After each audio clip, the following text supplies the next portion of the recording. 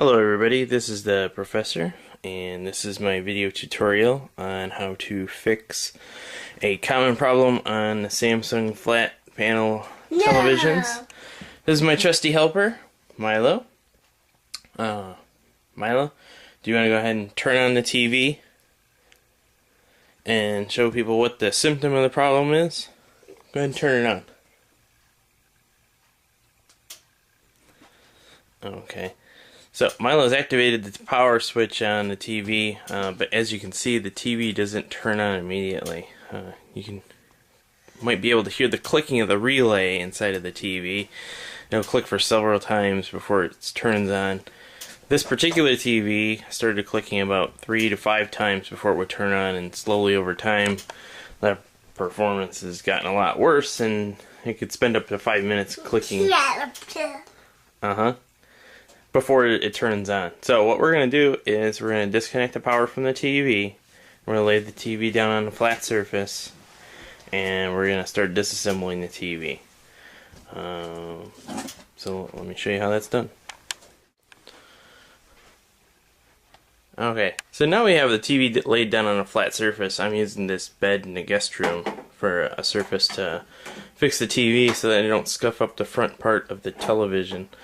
My helper here, he's brought a screwdriver, which we're going to use to first remove these wall mount brackets on my TV, and then we're going to use it to remove the perimeter screws around the outside of the TV. And some people might be worried about voiding the warranty on their TV, but I'm not, because my TV is a little bit over a year old, and this problem started happening just a little after the warranty expired on my TV. How convenient. So my helper here has got a screwdriver, and he's going to start removing the screws. The problem on this TV, what I suspect, is the bypass capacitors and the power supply are electrolytic, and they've probably given out. It's a pretty common problem with electrolytic caps, so we'll see when we get it further apart. There's my helper right here. So what we've done is we've gone ahead and removed the 4 screws that hold on the mounting brackets. There's 15 screws around the perimeter of the screen that I found, and then there's one sneaky little screw that's down here inside of the interconnect box. So what we'll do next is we'll remove the cover off the TV and take a look inside.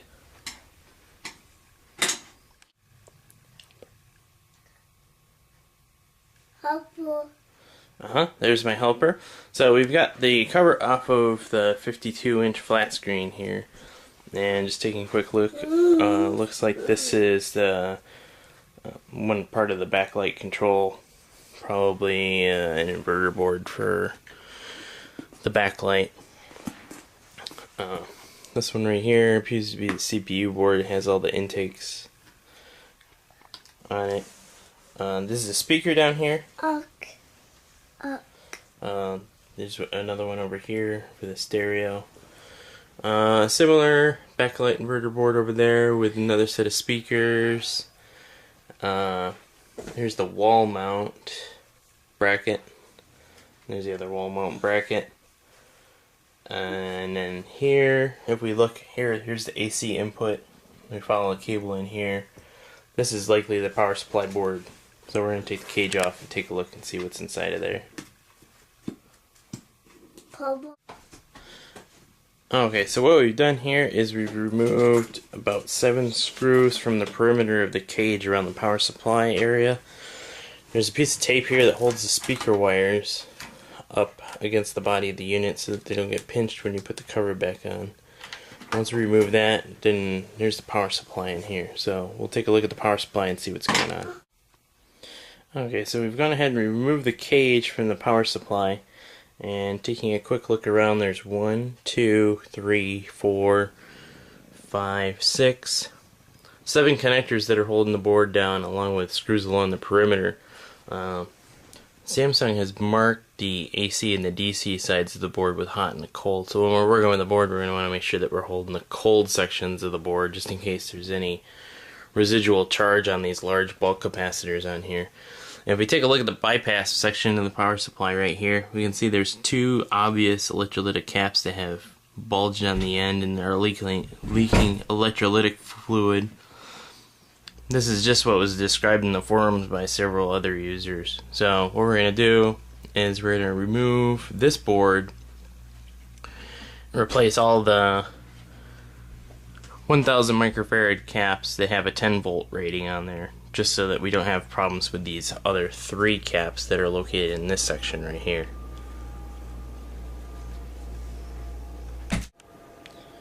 Okay, so we've gone ahead and we've disconnected each of the connectors from the perimeter of the board. We've also removed 6 mounting screws from the outside of the board, and it should be safe to just lift it out of the middle of the board. Even though these 2 large heat sinks are in the middle of the hot area, it should be safe to just go in and grab the heat sink and lift the board out. The heat sinks are just grounding the thermal pads on the FETs, so you should be relatively safe. Just make sure you don't touch any other wired parts in there. So we'll go out here into the rework area, and we'll use a soldering iron to remove each of these 5 10 volt rated 1000 microfarad capacitors, and we'll swap them up. Okay, so now we're to the fun part of doing the repair, where we have to do the solder rework.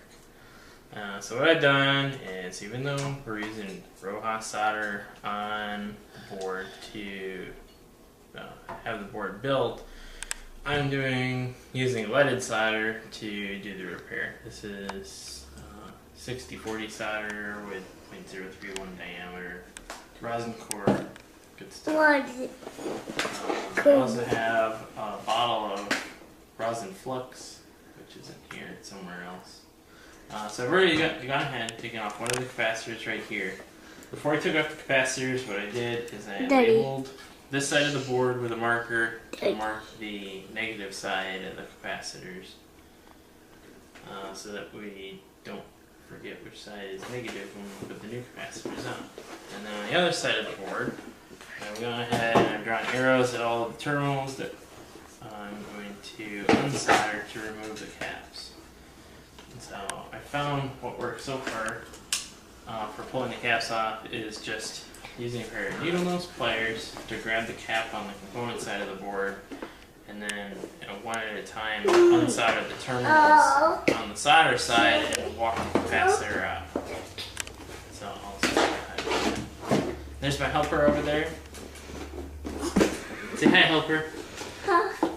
Hi, helper.